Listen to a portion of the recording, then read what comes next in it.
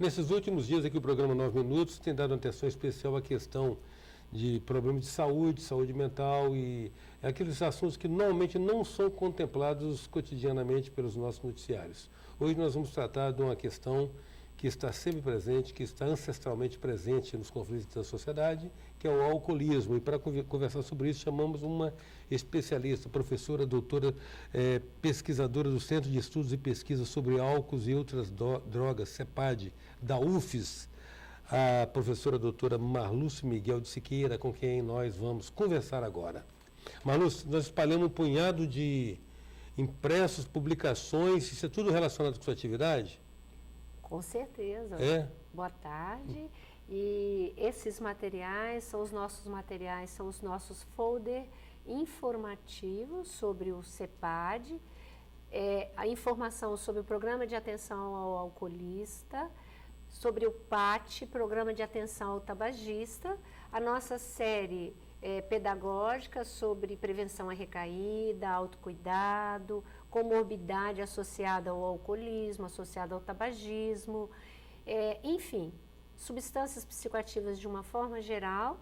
E também nós temos aqui a série da Secretaria Nacional de Políticas sobre Drogas, uma parceira e financiadora também de alguns dos nossos projetos. Ou seja, informações em abundância. Com certeza. Né? Agora, veja bem, o alcoolismo na sociedade já perdeu espaço para outras drogas? Em hipótese alguma. Não, né? Na história da humanidade, o álcool ele chegou no mundo antes do próprio homem. Né? Ele chegou com as plantas, né? E dentre elas, no nosso país, a cana-de-açúcar. Depois, o homem experimentou, né, o prazer que advém da cana-de-açúcar, da uva. Da embriaguez. Isso. O prazer da embriaguez, desde Baco. Também. Baco, né, as bacantes, as bacanais, essa coisa da embriaguez acompanha o homem. E aí eu vou te colocar uma questão feita por um amigo meu, alcoólatra. Hoje eu acho que é politicamente incorreto falar alcoólatra, né? Fala-se alcoólico, né? Isso. Mas ele se assumia era como alcoólatra mesmo. Também E ele falava assim, Eustáquio, a gente bebe, nós os alcoólatras bebemos para anestesiar a angústia. Que angústia? De que angústia que ele está falando? Olha, hoje em dia, né, a gente não pode falar de uma angústia. A gente pode falar de um mal-estar de uma forma geral da civilização. E esse mal-estar está relacionado, sobretudo, no nosso ponto de vista, e da equipe CEPAD UFES, do déficit de educação, o déficit de saúde nesse país. Né? E a educação, esta é relacionada a procedimentos, né, elementares, que deveriam estar presentes no cotidiano das famílias capixabas, brasileiras, portanto, e de algum tempo para cá isso foi se perdendo, foi sendo substituído por um modo, né, de pensar capitalista e que, por sua vez, levou a mulher para fora de casa, para o ambiente, né, do trabalho, e que, por sua vez, cuidadores diversos, dentre eles, às vezes, até os meios de comunicação, estão se apropriando das nossas crianças, dos nossos adolescentes, e passando para esses futuros brasileiros a educação que lhes convém. Né? Então, eu acredito que nós estamos num tempo, né, você falou bem, Eustáquio, o álcool, né, em todos os tratados, sejam da minha área, enfermagem, sejam da medicina, da psicologia ou do serviço social, que são as quatro áreas básicas da saúde mental e, portanto, de intervenção em casos de problema com substância psicoativa, eles mostram que no passado já houve uma relação de bastante equilíbrio do homem com substâncias existentes, né, na Terra. E eu poderia te citar várias delas. Né? Entretanto, né, uma série de fatores, dentre eles fatores internos existentes no próprio homem, e aqui abre-se aspas, que nós temos uma diversidade de homens muito grande no nosso país, de culturas, né, sobretudo originárias do negro, originárias do índio, e depois essa miscigenação, e que fazem com que os altos e baixos, né, na existência humana sejam os mais diversos possível. Cada um tem o seu estilo de buscar, né, essa resposta. A sua incompletude, na verdade. Né? Agora, veja bem, a gente tem coisas na vida que a gente aprende, claro, necessariamente pela informação científica, pela academia, outras coisas a gente aprende com a observação da vida. Uma delas que eu aprendi também com amigos, incultos, pelo menos do ponto de vista acadêmico, eles me ensinaram o seguinte: o álcool solta 3 bichos no homem. Um é o macaco, outro é o porco, outro é o leão. Você ouviu falar disso? Com certeza. Então, pois é, eu acho que a sabedoria popular ela é maravilhosa nesse aspecto. Você tem um cara que bebe e fica alegre, perde o senso do limite e é dotado de um humor contagiante, acha graça de tudo, olha para sua cara e ri, olha para aquilo e ri. O outro bebe e fica agressivo. E é visível isso também. Quer dizer, são reações diferentes. Percebe-se que, às vezes, uma mesma pessoa cumpre os 3 estágios. Fica alegre, descontraído, desenvolto, depois agressivo e, por fim, o estágio do porco. Porque é o macaco, o leão e o porco, né? O porco é quando ele se aquieta no canto, que é mais dormir e acabar por ali mesmo. Exato. Então, essas reações, elas são individuais também, naturalmente, né? Tem a ver com os conteúdos subjetivos de cada um, né? Com certeza elas têm, eu concordo absolutamente com essa sua colocação, porque ela faz parte, inclusive, de uma estratégia de intervenção muito utilizada pelos técnicos do serviço social, quando eles precisam de abordar a família como um elemento interveniente do tratamento. Porque a sociedade, de uma forma geral, acha que o problema, né, seja ele álcool, tabaco, cocaína, crack, é um problema de quem usa a substância. Não. Quem usa a substância hoje é um foco do problema. Nós não podemos desfocar a família que, de alguma maneira, né, ela funcionou às vezes como fator de proteção, outras vezes como fator de risco, facilitando, né, o encontro desse homem com essa substância. E isso, a gente poderia entender isso, por exemplo, né, esse nosso material. Eu trouxe para oferecer para você. Graças. E você pode ler um, ou a nossa preferência é que você leia todos. Ou você pode ler esse aqui, que é o de álcool, e você não gostar do texto por algum motivo. E aí já começa o surgimento de uma sua resistência. Porque é um conceito que está aqui, que ele vai se enfrentar com outro conceito. Sem dúvida, com a minha verdade, né? Exatamente. Em 9 minutos, hoje nós estamos conversando com Marlúcia Miguel de Siqueira, que é do Centro de Estudo e Pesquisa sobre Álcool e outras drogas. Além disso, ela é professora doutora. Voltamos já.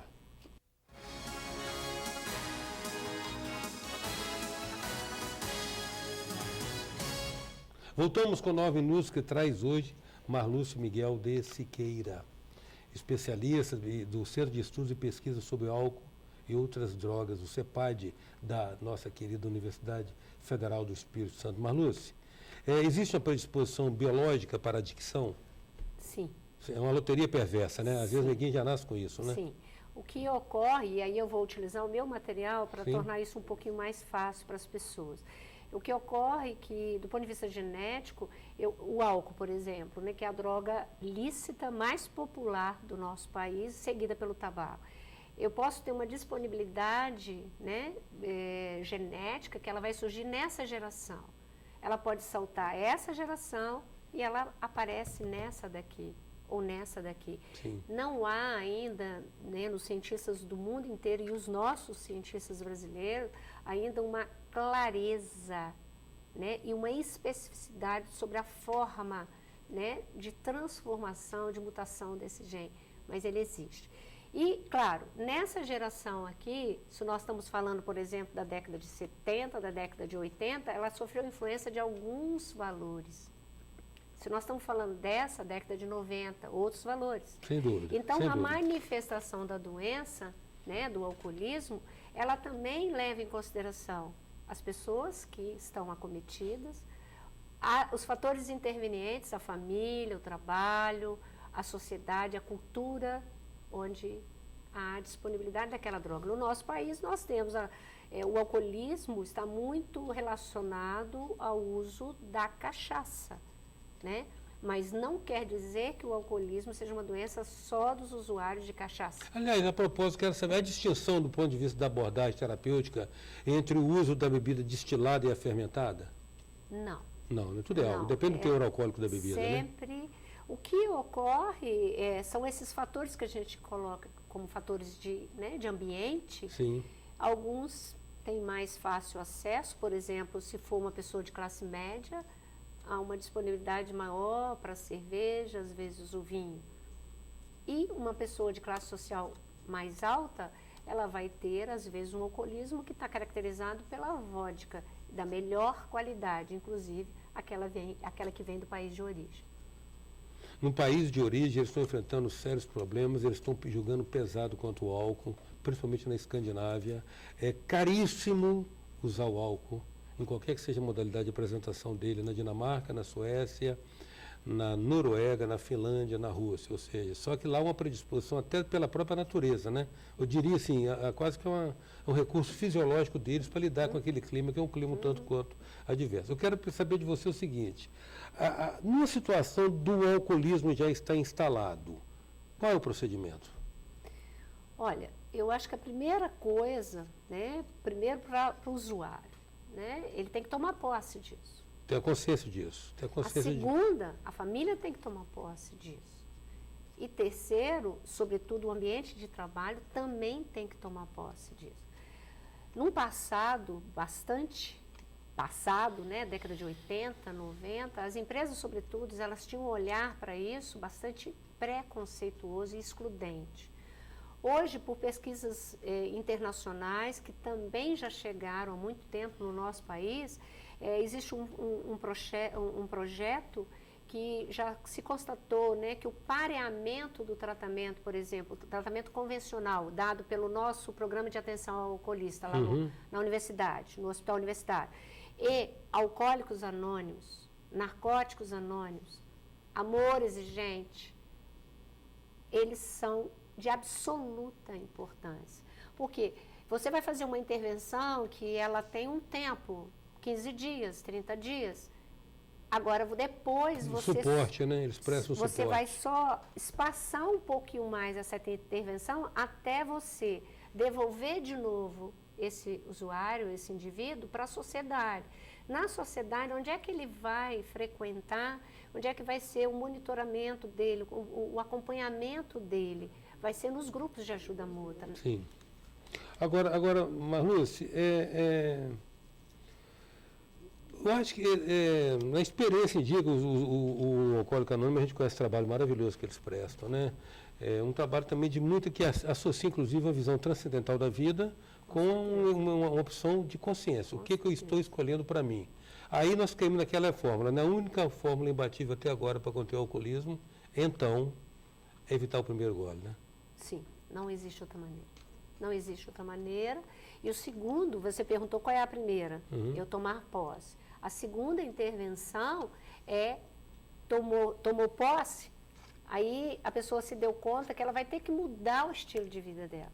E mudança de estilo de vida não é rápida, né?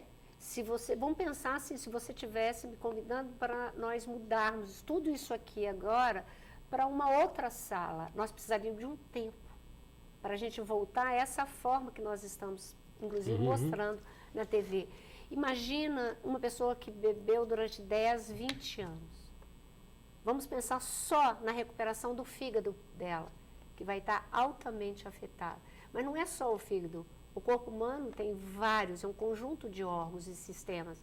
Então, é um tempo, né, de resgate, mas é um tempo longo e que ele tem que ser renovado, como você disse, a cada dia. Com qual intenção?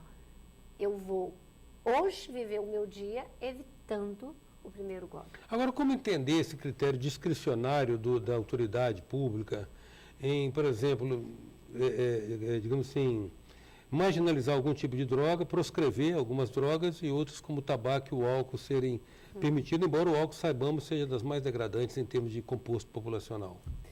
Olha, eu acredito que assim, a gente tem que ter, vamos pensar no nosso ambiente de casa, né? Se a gente for ao supermercado, nós dois, juntos, né, e fazer uma viagem pelo supermercado, cada prateleira vai oferecer para a gente quantos tipos, por exemplo, de óleo. Qual é o óleo mais recomendado para o seu perfil de vida, será que é o mesmo para o meu perfil de vida? Possivelmente a resposta é não. Somos diferentes. Portanto, as intervenções, na nossa opinião, como especialista, mas antes de sermos especialistas, somos pessoas. Eu tenho um filho de 17 anos, eu tenho um filho de 25 anos. Se eu não tiver uma atitude e uma crença positiva em prol da vida, como é que eu vou me preservar e como é que eu vou funcionar, como eu vou funcionar como modelo para o meu filho adolescente, meu filho adulto jovem? E este é o principal limite, que amor exigente ensina bem. Amor exigente. Limites. A sociedade perdeu o limite. Portanto, não adianta a gente reinventar a política. Nós temos também que, talvez, pensarmos nós, enquanto instrumentos produtores de política, dentro da nossa casa. Dentro, né, quando a gente sai para a nossa primeira escola, para o nosso trabalho, quando a gente está na sociedade, quando a gente está na praia. Marluce, agradeço muito sua presença, sua disponibilidade de vir aqui falar conosco a respeito desse assunto tão dramático para nós. Nós é que agradecemos, em nosso nome pessoal, em nome do Centro de Estudos e Pesquisa sobre o Álcool e outras Drogas, o popular CEPAD, e gostaríamos de convidar a todos os telespectadores e, sobretudo, vocês, né, a mídia, importantíssima para nós, no nosso trabalho, para acessar o nosso site www.cepad.ufes.br. E, por favor, a gente, como professor, pede sempre 3 contribuições positivas, 3 negativas e 3 sugestões. Porque é assim que a gente pode transformar, porque nós somos eu lido com o outro, que é você, e tem um terceiro, que é aquele que vem se somar a nós para construir o grupo, a sociedade brasileira, portanto. Legal, Marluce. Em 9 minutos, hoje nós contamos com a presença de Marluce Miguel de Siqueira, professora, doutora e integrante do Centro de Estudo e Pesquisa sobre o Álcool e outras Drogas, o CEPAD da UFES. Marluce Miguel de Siqueira, em 9 minutos. Tchau. Sou passageiro.